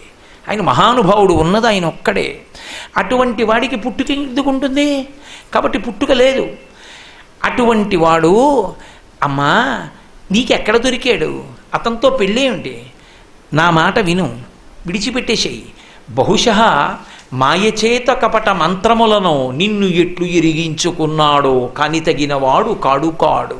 బహుశः నీ మీద మాయో మంత్రమో వేశాడు, ఇల్లాల్ని చేసుకుందామని. నా మాట విను, వదిలిపెట్టేయి అన్నాడు. అని ఊరుకోలేదు. నిజమే, పోనీ ప్రత్యక్షం అయిపోయాడు అనుకో, ఆయన సొమ్మేం పోయింది, పెళ్లి చేసుకోమంటే సంతోషంగా చేసేసుకుంటాడు. కానీ రేపొద్దున్న మీ తండ్రి అంత ఐశ్వర్యవంతుడు, మంచి పట్టుపట్టలు బంగారు పళ్ళెంలో పెట్టి కట్టుకోవో ఎల్లుడు అని ఇస్తాడు. చీనాంబరంబులు చెలువొప్ప కట్టడు మధుసింధూరేంద్ర చర్మాంబు గాని, రక్తమోడిపోతున్నటువంటి ఏనుగు తోలు ఒకటి కట్టుకొని వస్తాడు పెళ్లిపేటల మీదకి. బాగుంటుందా? ఎంత అసహ్యంగా ఉంటుంది. చీనాంబరాలు తీసుకొచ్చి కట్టుకోవాయా అంటే కట్టుకోడు, అది నిండగా కనపడుతుంది. కానీ ఆయన భక్తికి ఎంత వశుడవుతాడన్నదానికి సంకేతం. అంత ఉద్ధతి చేసి కాశీపట్టణంలో అల్లరి చేసినటువంటి గజాసురుణ్ణి త్రిశూలం మీద పక్కన పెట్టి ఆయన తపస్సు చేసుకుంటుండగా సామగాన మంత్రాల చేత పరమశివుణ్ణి స్తోత్రం చేస్తే పరవశించినటువంటి పరమశివుడు ఆయన కోరికని తీర్చడానికి వెంటనే ప్రసన్నుడై, నువ్వు నా తోలు ఒలిచి ఎప్పుడూ కట్టుకుని ఉండాలి, కృత్తివాసేశ్వరుడు అన్న పేరుతో కాశీపట్టణంలో శివలింగంగా ఉండాలి, ఈ తోలు వాసన రాకూడదు, దుర్గంధం ఉండకూడదు అంటే దుర్గంధం లేని తోలుగా మార్చి నెత్తురోడుతూ అప్పుడే నవనవలాడుతున్న ఏనుగు తోలుగా కట్టుకుంటుంటాడు. బాహ్యం, ఆంతరం ఏనుగు, గజము, జగము. కొంచెం అక్షరాలు అటు ఇటు చేయండి. జగ జాయతే గచ్చతే ఇది జగత్, వచ్చి వెళ్ళిపోయేది మాయ. మాయని నేను లొంగదీయగలను, తోలు తీసి కట్టుకోగలను, మాయని నియంత్రించగలను, వహించగలను, నియంత్రించగలను, నియమించగలనని చెప్పగలిగినటువంటి పరాత్పరుడు ఆయనని చెప్పడానికి గుర్తు ఏనుగు తోలు కట్టుకోవడం తప్ప, నాకున్నన్ని పంచెలు కూడా ఆయనకి లేక ఏనుగు తోలు కట్టుకున్నవాడు కాడు ఆయన. కాబట్టి చీనాంబరంబులు చెలువొప్ప కట్టడు మదసింధూరేంద్ర చర్మంబుగాని, రత్న కంకణములు రమణుడై తొడగడు పనిలోకరాజ కంకణము కాని. అమ్మారే పొద్దున మీ ఇద్దరికీ పెళ్ళయిందనుకో, మీ నాన్నగారు రత్న కంకణాలు పట్టుకొచ్చి వేసుకోవాలి అంటే వేసుకోడు. ఆయన దగ్గర అనేక సైజుల పావుల పెట్లు ఉంటాయి, మెళ్ళో వేసుకునేవి తీసి అవి వేసుకుంటాడు. ఆఖరికి వేళ్లకు కూడా బుల్లి బుల్లి పావులు ఉంటాయి, అవి చుట్టుకుంటాడు. మీకు తెలుసా అంటారేమో, తెలుసు నాకు. ఎలా తెలుసు అంటారేమో, శంకరాచార్యులు వారు చెప్పారు. పార్వతీ పరమేశ్వరుడు ఇద్దరు కూర్చుని ఉంటే పరమశివుడు ఎంత గొప్పవాడో స్తోత్రం చేస్తోంది సరస్వతీదేవి. చేస్తుంటే ఎంతైనా ఇల్లాలు కదూ, బేలతనం. ముగ్ధాముహుర్విధగతి వదనే మురారేహే ప్రేమత్రపా ప్రణిహితాని గతా గతాని అంటారు శంకరులు. ముగ్ధ ఆమెకి సంతోషం భర్త గురించి చెప్తుంటే.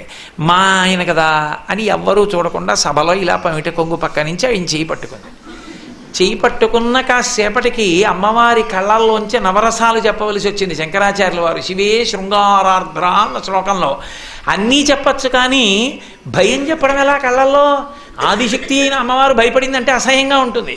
ఎంత చమత్కారం చేశారంటే, శివుడి చెయ్యి ఇలా పట్టుకుంది ఆవిడ పమిట కొంగు చాటు నుంచి. మా ఆయనే అని గొప్ప కొద్దీ ఏదో చల్లగా పాకుతున్నట్టు అనిపించింది. ఇలా చూసింది, ఆయన చేతి మీద పిల్లపాము ఒకటి ఈవిడి చేతి మీదకి ఎక్కుతోంది.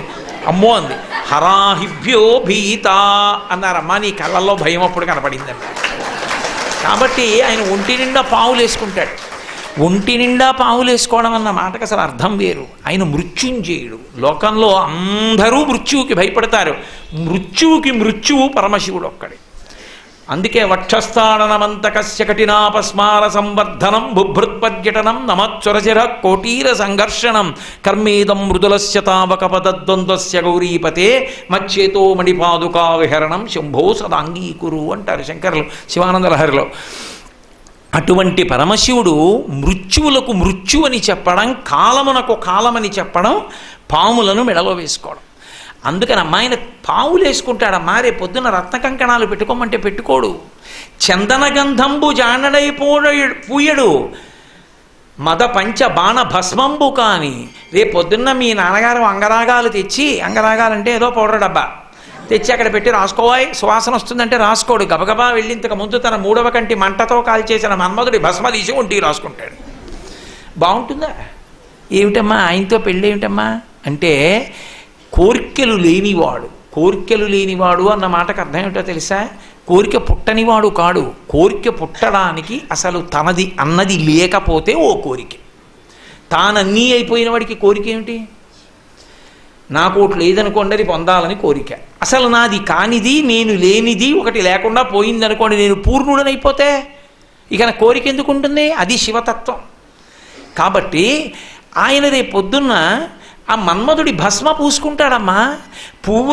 పువ్వుల దండడు జానడై తురమడు వెలయింతలేది రే వెలుగు కాని.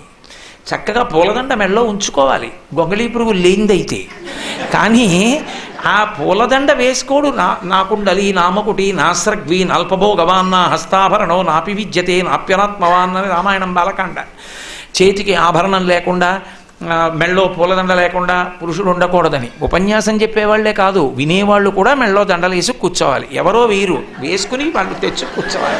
అసలు నిజానికి సంప్రదాయం అది, నాస్రగ్వి దండ లేకుండా పురుషుడు ఉండకూడదు అని.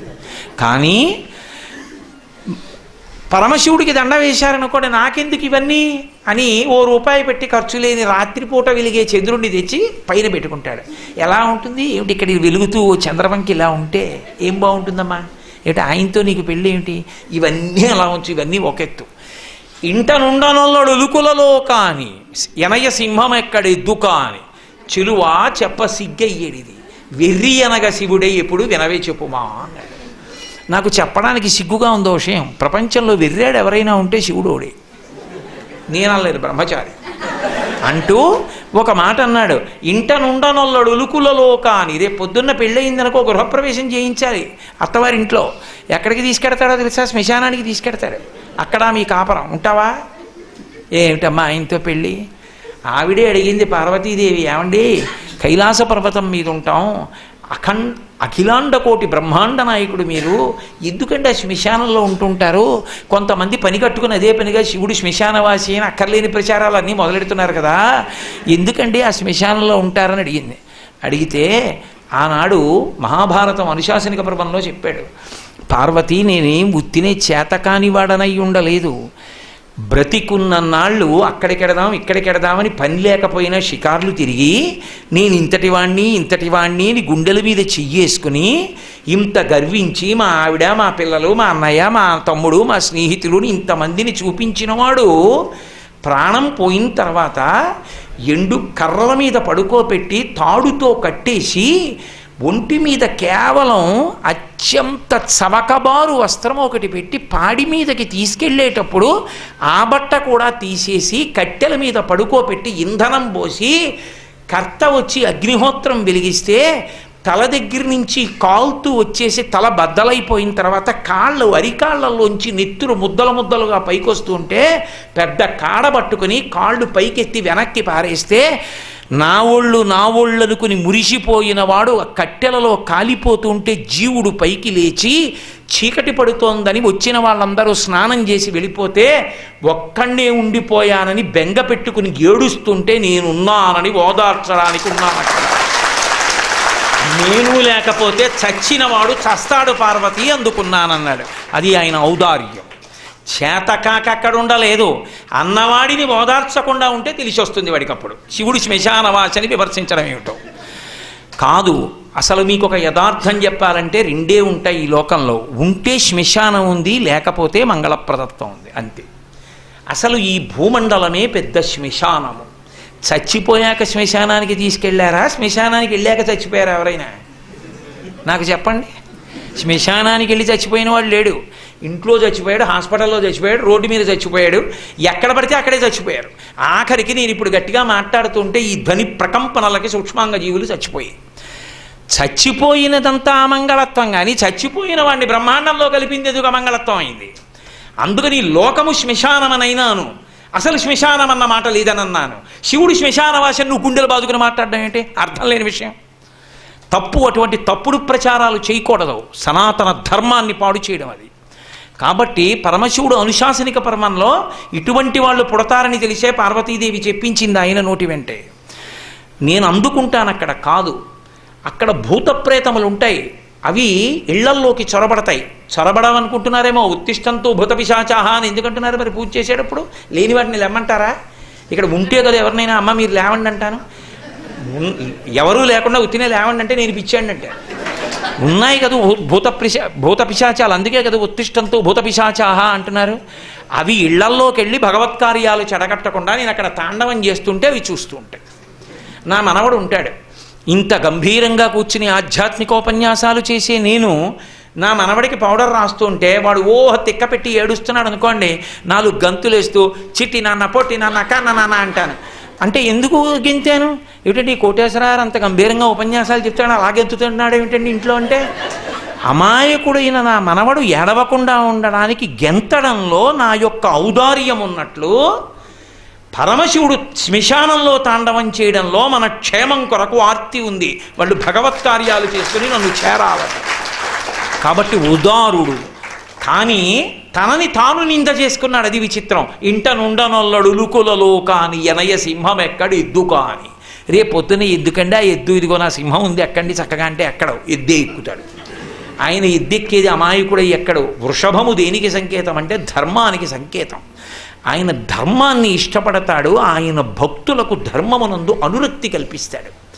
కాబట్టి అటువంటి పరమశివ తత్వాన్ని మార్చి మాట్లాడి ఎందుకమ్మా ఆయనతో పెళ్ళేమిటమ్మా, నా మాట విని విడిచిపెట్టు అని, నేను చక్కగా చూడు ఎంత యవ్వనంలో ఉన్నానో, నీకు తగినటువంటి వాణ్ణి కాబట్టి నన్ను తగిలి నీవు నా వెంట చనుదెమ్ము వనటకుంద నేత్ర వనజనేత్ర, నన్ను తగులుకుని నాతో వచ్చేయి, వదిలేయి తపస్సు అన్నాడు. విందావిడ, వీడట బ్రహ్మచారియట వీనుల పెట్టగరాని మాటలే ఆడుచునున్నవాడు నమశివాయయుండు ఆడగరాదు. వీని కపటాత్ముని వీపున వేసి ద్రొబ్బుడని ఉగ్రత పల్కిన కాంతలందరున్. వీడు ఇష్టం వచ్చినట్టు మాట్లాడుతున్నాడు, శివనింద చేస్తున్నాడు. ఎవరో నమశివాయ అన్న మాట తప్ప అనకూడదు వినకూడదు. కాబట్టి వీడిని వీపు మీద 4 వేయండి, పండ్లు ఉడగ వేసి ద్రొబ్బుడని, పళ్ళు ఊడిపోయేట కొట్టి లాగా బారైంది అనేటప్పటికీ చెలికెత్తెలందరూ వచ్చారు. అప్పుడు పరమశివుడు సాక్షాత్కరించాడు. మహాతల్లి స్తోత్రం చేసింది, పూజించింది. నిన్ను నా ఇల్లాల్ని చేసుకుంటున్నాను. ఇల్లాల్ని చేసుకోవడం ఏమిటి, ఆవిడ ఎప్పుడు ఇల్లాలి, దా వృషభవాహనాన్ని అధిరోహించు కైలాసానికి వెళ్ళిపోదాం అన్నాడు. నేను ఆనందావిడ అదేమన్నాడు, దక్ష ప్రజాపతి కూతురుగా వచ్చినప్పుడు అలాగే వచ్చాను, ఇప్పుడు అలా రాను. పార్వతీ కళ్యాణంలో కన్యావరుని చేసి నువ్వు మా నాన్నగారి ఇంటికి దూతల్ని పంపి నన్ను నీ భార్యగా చేసుకో. ఆడపిల్ల ఉన్నవాడు ఫోటో జాతకం పట్టుకు తిరగకూడదు, మగపిల్లాడు ఉన్నవాడు తిరగాలి. మా అబ్బాయికి తగిన అమ్మాయి ఎక్కడుందండి అని. అసలు మీరు కళ్యాణ ప్రకరణంలో వివాహ ప్రకరణంలో మగపిల్లవాడు తండ్రి తిరుగుతాడు, అంతేగాని ఆడపిల్ల తండ్రి తిరగడు. కలియుగం అన్నీ తిరగబడిపోయి. కాబట్టి నువ్వు దూతల్ని పంపు అంది. సరే అలాగే పంపుతానన్నాడు. సప్తర్షుల్ని పిలిచాడు, అరుంధతీదేవిని పిలిచాడు. మీరు వెళ్ళండి, పార్వతీదేవి యొక్క క్షేమవార్తని కనుక్కోండి, నాకు తగిన ఇల్లాలు అని చెప్పి ఆవిడ్ని నా భార్యని చెయ్యండి అని చెప్పి అందరికీ చెప్పి అరుంధతీదేవిని మాత్రం ఒక్కదాన్ని పిలిచి ఒక మాట అన్నాడు. ఈ లోకంలో ఒక పెద్ద పోకడొకటి ఉంది. అరుంధతి వనిత కూతుల పిండ్లి చేయునెడలన్ వాచాలకుల్ తల్లులేయని లోకంబులు పల్కుగా ఉన్న సతీని వద్రీచు ఇల్లాలితో వనరన్ కన్యకుకున్ వరండుతగు ఎలా విచారింపగాయని కార్యంబు ఘటింపగా పలుకు మీ అంభోజ పత్రేక్షణ. ఈ లోకంలో ఒక దిక్కుమాలిన అలవాటు ఉంది.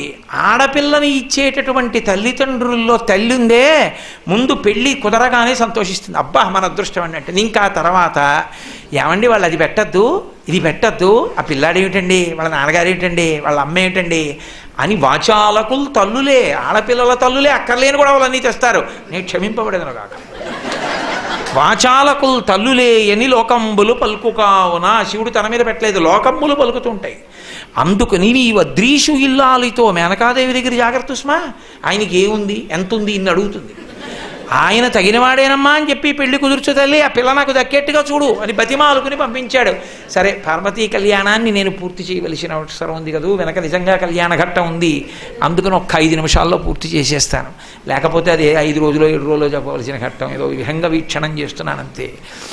కాబట్టి వాళ్ళని పంపించాడు. వాళ్ళు చూశారు, వెనక్కి వచ్చారు. మేనకాదేవి ఒప్పుకుంది, హిమవంతుడు ఒప్పుకున్నాడు. అంతా పూర్తి. నీలాహిమేని కంటెను నీలాలుల కంట ఇంద్ర నీలము కంటెన్ నీల రుచి పోలు నంబుక నీలాలకలేమి చెప్ప నీలగ్రీవా అన్నారు. చాలా అందమైందయా, నీకు తగిన ఇల్లాలన్నారు. సంతోషించారు. అన్నీ పూర్తయిపోయిన తర్వాత దేవతలు వచ్చారు. వచ్చి శివ ఒక చిన్న విజ్ఞాపన అన్నారు. ఏమి చెప్పండి అన్నాడు. అయ్యా మీరు కానీ పార్వతీదేవిని కళ్యాణం చేసుకుంటే త్రికరణ శుద్ధిగా మేనకా హిమవంతులు కన్యాదానం చేసేస్తే ఇక వాళ్ళకి రూపం ఉండదు, మోక్షం వచ్చి మీలో కలిసిపోతారు. హిమాలయ పర్వత ప్రాంతములు లేకపోతే తపోభూములు ఉండవు, ఎవరూ తపస్సు చేసుకోవడానికి అనువైన భూమి ఉండదు. అందుకని వాళ్ళకి త్రికరణ శుద్ధి లేకుండా కన్యాదానం చేసేటట్టు మీ పెళ్ళి మీరు పాడు చేసుకోండి అన్నారు. లోక కళ్యాణం అంటే, లోకం కోసం ఔదార్యం అంటే పరమశివుడు. తప్పకుండా వాళ్ళు త్రికరణ శుద్ధి లేని కన్యాదానం చేసేటట్టు నేను చేసుకుంటానన్నాడు. పరమశివుడి పక్కన రాని వాళ్ళెవరు? బ్రహ్మగారు, విష్ణువు, లక్ష్మీదేవి, సరస్వతీదేవి, ఋషులు, ప్రమథగణాలు, దేవతలు అందరూ పరమశివుడి పనుపున బయలుదేరారు, భక్తకోటి అంతాను. హిమవంతుడు ఆయన చుట్టాలకు ఆయన వేశాడు. ఆయన చుట్టాలు ఎవరుంటారు? అరుణాచలం, వెంకటాచలం, అంజనాద్రి, నీలాద్రి, గరుడాద్రి, వీళ్ళకి వేస్తూ పుత్రమిత్ర సపరివారముగా రమ్మని వేశాడు. పర్వతాలకి కూతుళ్ళు ఎవరు? నదులు. నదులకి భర్తలు ఎవరు? సముద్రాలు. అందుకని అల్లుళ్ళు. కాబట్టి సముద్రాలు, నదులు, క్రూరమృగాలు, సాధుమృగాలు, పర్వతాలు, పర్వతాల మీద ఉండే చెట్లు, చామలు, శలయేళ్ళు, ఇన్ని బయలుదేరి ఇవన్నీ హిమాలయాలకు వెళ్ళిపోయాయి. పరమశివుడు పనుపున అందరూ హిమాలయాలకు వెళ్ళిపోయారు. వెళ్ళిపోయిన తర్వాత పెళ్లికి తెల్లవారుజామున బయలుదేరింది ఊరేగింపు. ఎక్కడి నుంచి? హిమాలయ కైలాస పర్వతం దగ్గర నుంచి వస్తున్నారు. గవాక్షంలో నిలబడింది మేనకాదేవి నారదుడితో కలిసి. ఒక్కొక్కళ్ళు వస్తున్నారు. అబ్బా వెలిగిపోతున్నాడు, ఆయనేనా మా అల్లుడంది. కాదమ్మా, సూర్యుడు దిక్పాలకుల్లో ఒకడు. ఆ వెనక వస్తున్నాడు. ఎవరో బాబాయ్ నల్లగా ఉన్నాడు దున్నపోత మీద, ఆయన ఎవరా? నీ అల్లుడు కాదు, బెంగపెట్టుకోకు, యమధర్మరాజు గారు. ఆ వెనకాతలు అబ్బా చల్లగా ఎంత బాగున్నాడో, ఎవరు? చంద్రుడు, మీ అల్లుడు కాడు. ఈయనెవరోనయో చాలా అందంగా ఉన్నాడు, ఎర్రగా ఉన్నాడు, కాంతులీనుతున్నాడు. బ్రహ్మగారు, మీ అల్లుడి దగ్గర పురోహితుడమ్మా, పెళ్లి చేయడానికి వచ్చే బ్రహ్మగారు ఆయన మీ అల్లుడు కాదు. ఓ అలాగా, ఇతనెవరో నీలమేఘశ్యాముడు, చాలా అందంగా ఉన్నాడు, శాంతాకారం, భుజగచైనం, పద్మనాభం, సురీశం. అమ్మ ఆయనకి మీ అల్లుడికి భేదం చెప్పకూడదు, కానీ ప్రస్తుత మీ అల్లుడు కాడు. ఆయన వెళ్ళిపోయాడు. ప్రదోష వేళ అయిపోయింది, రాడు. వెడుతూనే ఉంది ఊరేగింపు. వస్తున్నారు మగపెళ్లివారు. అలా ఆఖరికి ఒక ఆయన వచ్చాడు. చుట్టూ భూతప్రేత పిశాచాలు ఉన్నాయి, ప్రమదగణాలు ఉన్నాయి, మధ్యలో దిగంబరంగా తాండవం చేస్తూ వస్తున్నాడు. అడగలేదు మేనకాదేవి ఆయన అల్లుడా అని. నారదుడే చెప్పాడు, ఆయనే మీ అల్లుడమ్మా అని మెట్లు దిగి వెళ్ళిపోయాడు. ఇక నేను కల్పించాననుకుంటున్నారేమో మీరు, శివమహాపురాణంలోంచి అన్వయం. నేను ఎన్నో గ్రంథాలను కలిపి చెప్తున్నాను. ఇది చెప్పాడు కుమార సంభవం, వీరభద్ర విజయం, ఏంటి పార్వతీ కళ్యాణం, స్కాంద పురాణం, తర్వాత ఇప్పుడు చెప్పేటటువంటిది శివమహాపురాణం. ఇన్నిటిలోంచి కలుపుతున్నాను. అందుకని మీకు ఒక చోట దొరికేది కాదు, ఇన్ని పురాణాల్లోంచి కలిపి విహంగ వీక్షణంగా మాట్లాడుతున్నా పార్వతీ కళ్యాణం గురించి. ఆ నారదుడు గబగబా మెట్లు దిగి వెళ్ళిపోయాడు. ఈవిడ గబగబా మెట్లు దిగి తిన్నగా పార్వతీ దగ్గరికి వెళ్ళింది. నిన్ను చంపినే చచ్చిపోతా, వాడా దొరికాడు నీకు భర్త, తపస్సోట. రేపు పొద్దున్న పెళ్లిపీటల మీదకి వచ్చి కూర్చుంటే కాళ్ళు ఎలా కడగడం, కన్యాదానం ఎలా చేయడం, ఆడల్లుడు ఏమిటే అని పెద్ద గొడవ మొదలెట్టి నానా అల్లరైంది. నారదుడు వచ్చాడు, బ్రహ్మగారు వచ్చారు, విష్ణు వచ్చారు. ఎంత నచ్చ చెప్తే మాత్రం ఆవిడ వింటుంది? ఆవిడ వినలేదు. వినకపోతే అప్పుడు నచ్చ చెప్పారు, ఇంకొక్కసారి చూడు, ఈసారి నచ్చకపోతే చెయ్యొద్దు, అసలు నిజంగా మీ అల్లుడు ఎలా ఉంటాడో నువ్వు చూడు అంటే చూసింది. కోటి సూర్య ప్రతీకాశం సర్వావయవ సుందరం విచిత్రవసనం చాధానాభూషణభూషితం సుప్రసన్నం సులావణ్యం సుహాసంచ మనోహరం గౌరాభం యుతి సంయుక్తం చంద్రరేఖా విభూషితం సూర్యేణ చిత్రితం మూర్ధ్ని చంద్రదండ విరాజితం గంగా చ యమునా చైవా విధత్తు స్మరుచామరే అంటూ పట్టుపుట్టాన్ని కట్టుకుని గంగా యమున ఇద్దరూ కూడా ఒకళ్ళు సూర్యేణ చిత్రితం మూర్ధ్ని, సూర్యుడేమో పైన గొడుగు పట్టుకుంటే, చంద్రుడు పక్కన దండం పట్టుకుంటే, గంగాయములు ఇద్దరు వెనకాతల సేవిస్తుంటే మంచి ప్రసన్నంతో, లావణ్యంతో, అద్భుతమైనటువంటి రూపంతో, అందాలకి అందంగా, ఎంత సౌందర్య రాశియో అటువంటి మహామూర్తిగా పరమశివుడు నడిచొస్తున్నాడు. చూసింది, అబ్బా ఈయన మా అల్లుడు, కన్యాదానం చేస్తానంది అంది. కానీ అలా కనబడితే ఎప్పుడైనా అలా కనపడడమ్మా, ఒక ప్రయోజనానికి కనపడ్డాడు. ఒక ప్రయోజనం రైటే, మళ్ళీ ఆ ప్రయోజనం అంటే త్రికరణ శుద్ధి లోపించింది. హిమవంతుడితో వాదించి నమ్మి శివుడు ఇలా ఉంటాడని చేస్తున్నా ఆవిడికి ఎక్కడో మనసులో బెరుకుండిపోయింది, అలా ఎందుకు కనపడ్డాడని. త్రికరణ శుద్ధిగా కన్యాదానం చెయ్యలేదు. ప్రపంచంలో తన కన్యాదానానికి తను త్రికరణ శుద్ధి లేకుండా చేసి తన పెళ్లి తానే పాడు చేసుకుని, తలవంపులు తెచ్చుకొని, అవమానాలు పడి పెళ్లి చేసుకుని, తన భార్యకిచ్చిన మాట నిలబెట్టుకుని లోకాలకి తపోభూములు నిలిపినటువంటి ఉదారుడు పరమశివుడు ఒక్కడే. అప్పుడు పార్వతీ కళ్యాణం జరిగింది. మళ్ళీ ఆ పార్వతీ కళ్యాణంలో పెద్ద రగడ. ప్రవర చెప్పవలసి వచ్చింది. ప్రవర చెప్పవలసి వస్తే ఈయనకి తండ్రి ఎవరు, తాత ఎవరు, ఫలానా వాళ్ళ మునిమనవాడు చెప్పాలి, మనవాడు చెప్పాలి, ఫలానా వాళ్ళ కొడుకు చెప్పాలి. చెప్పాలంటే ఎవరిని అడిగితే ఇంటి బ్రహ్మగారిని అడిగారు. ఏం నీకు తెలుసా? నాకేం తెలుసు, పిల్లాన్ని ఎంచుకున్నది మీరు చెప్పాలన్నాడు. ఎవరిని అడిగితే వాళ్ళు ఏమో మాకన్నా ముందు ఉన్నాడు ఆయన, మాకు తెలియదన్నారు. నారదుడు వీణ వాయించుకుంటున్నాడు. వెళ్ళి కోపం వచ్చి ఆ వీణ పట్టుకున్నారు. బుద్ధుందా ఇప్పుడు కచేరీ ఏమిటో పక్క పిల్లాడి ప్రవర తెలియక ఏడుస్తుంటే, అసలు ఆ పిల్లాడి ప్రవర నీకేమన్నా తెలుసు? అప్పుడు నారదుడు నవ్వి అన్నాడు, ఆయనకి ప్రవర ఏమిటి, ఆది మధ్యాంతరహితుడు, ఆయనకి ప్రవర ఉండదన్నాడు. ఇప్పుడు ఏదో ప్రవర కల్పించాలి కదా. ఏదో వెనకటికి ఒక విషయం చెప్తుంటారు, పాలేరుని పెట్టుకోవాలని ఒక ఆయన పిలిచి కొన్నాళ్ళు 4 రోజులు పని చేయబోయి పని చూసి పెట్టుకుంటా అన్నాడు. అన్నీ చూశాడు, చాలా బాగా చేస్తున్నాడు. నిన్ను పెట్టుకుంటాను పనిలో, నీ పేరు ఏమిటన్నాడు. పెరుమాళ్ళు అన్నాడు. పెరుమాళ్ళు అన్న పేరుతో నాకొద్దు, ఎప్పుడన్నా నిన్ను తిట్టాల్సి వస్తే లేనిపోని పాపం వస్తుంది. నీకు 100 రూపాయలు ఇస్తాను, మీ ఊరు వెళ్ళి పేరు మార్చుకుని మళ్ళీ రా అన్నాడు.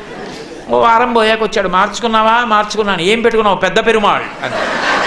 అలా పరమశివుడికి ప్రవర చెప్పమంటే ఏం చెప్తారు?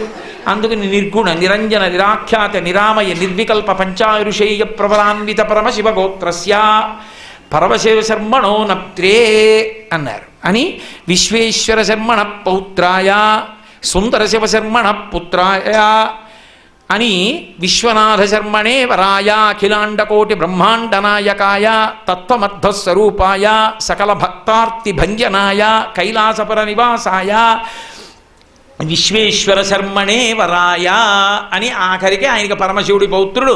ఆయన పేర్లే మార్చి కొంచెం కొన్ని పేర్లు ముత్తాత చేశారు, కొన్ని పేర్లు తండ్రి చేసి ఆయన్నే పెళ్లి కొడుకుని చేశారు.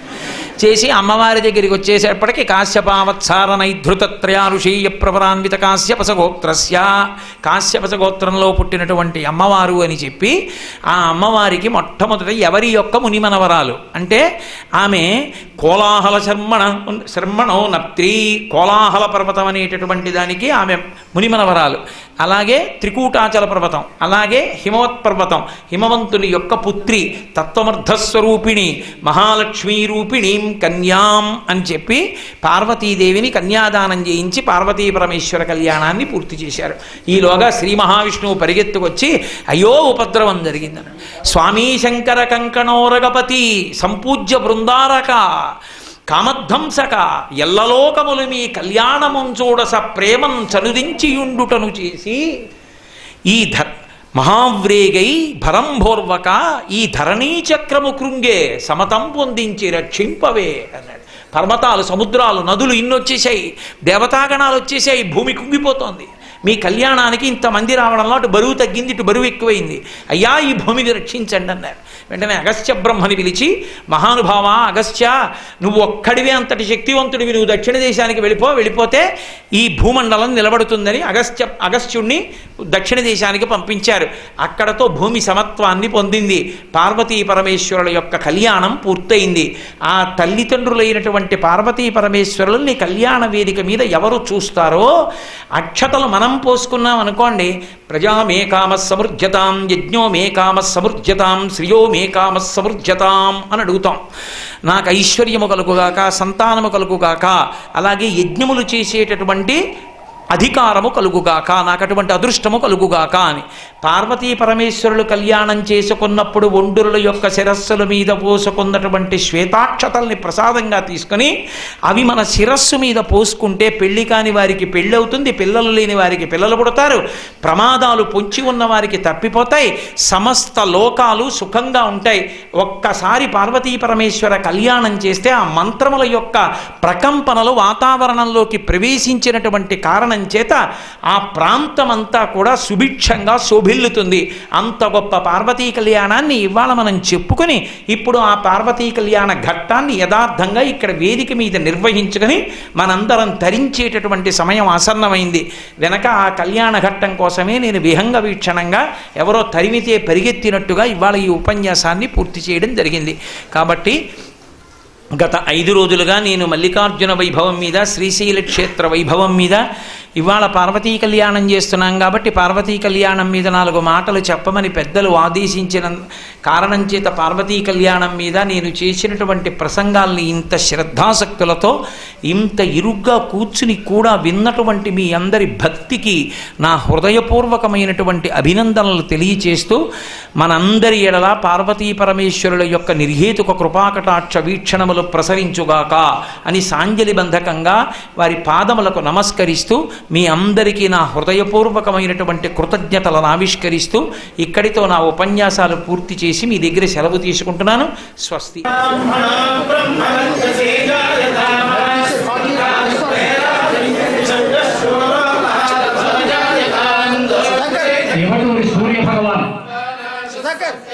సూర్య భగవాన్ ఎక్కడ రావాలి?